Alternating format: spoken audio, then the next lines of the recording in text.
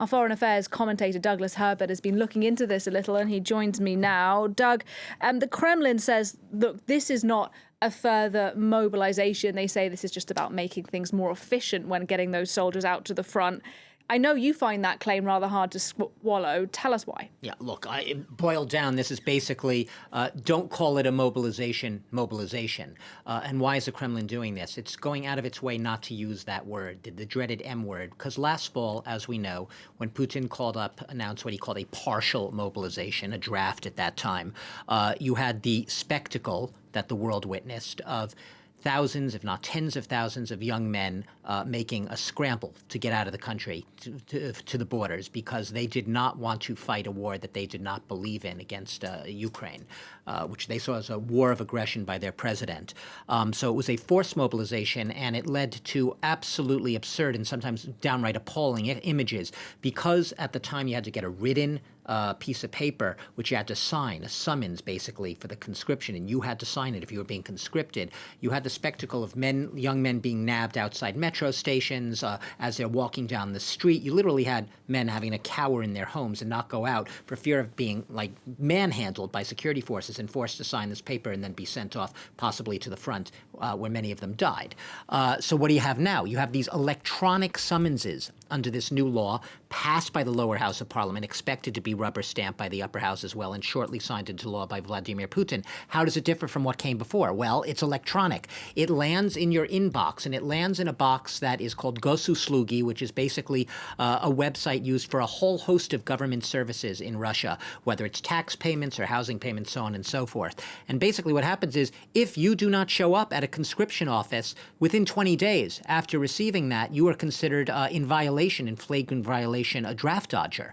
And you have harsh penalties that will ensue against you. Like what? Well, they've been outlined by the Duma and Parliament. The penalties include having your driver's license revoked, not being able to register a company, not being able to self-employ yourself, not being able to buy a house, not being able to get a loan, basically being shut out of Russia's system, being shut out of the system that most people need to meet their daily needs, their daily life needs. So it is a very harsh measure, but it avoids the word mobilization. They call it an efficiency measure just to make sure that people get their draft notice and can't deny that they got it or can't pretend or claim ignorance. But it's an extremely harsh measure. The penalties are extremely harsh. And my sense is that it is going to lead to more young men trying to find an exit strategy from the country before they have to deal with the prospect of that electronic, quote, summonses falling in their mailbox. Some aren't even part of the Gosuslugi website, but they will be registered whether they want to or not.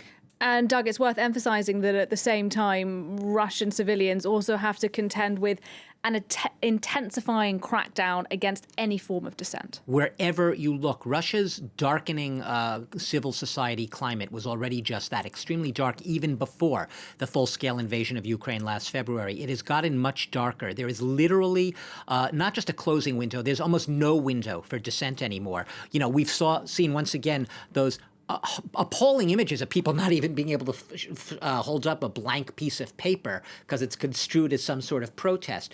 Some people have actually compared it to the climate, the paranoia that existed. Obviously, it's not as bad in the Stalin era, when neighbor was afraid of neighbor, colleagues at the workplace were afraid of colleagues, no one knew what the other was going to say, public opinion turning very hardened by the overall darkening ideological mood, the climate that has been sort of created by Putin. We saw recently a father whose 13-year-old daughter at school drew an anti-war drawing in her classroom. The father's now facing the prospect of years and years in prison. They're trying to find a custody foster parents for the daughter. Where will she live?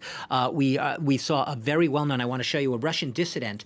We always hear about Alexei Navalny, but perhaps the next bravest man in Russia, if not as brave, because he stayed in Russia like Alexei Navalny, not fled, that guy there, Vladimir Karamurza. He's a journalist. He was twice poisoned in 2015, 2017. He blames the regime. The regime denies it. This is what he said when he was facing a court hearing recently for, quote, discrediting the army and, quote, high treason.